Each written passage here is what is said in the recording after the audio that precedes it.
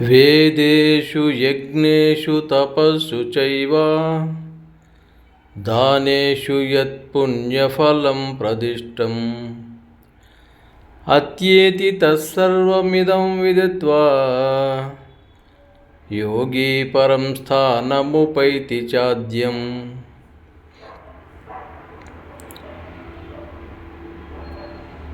వేదపఠనం చేయడం వలనను, యజ్ఞయాగాదులు నిర్వహించడం వలనను, తపస్సు చేయటం వలనను, దానము చేయటం వలనను మీకు అంతో ఇంతో ఫలితం లభిస్తుంది. అయితే వీటన్నిటికీ మించిన ఒక ఫలితం వస్తుంది.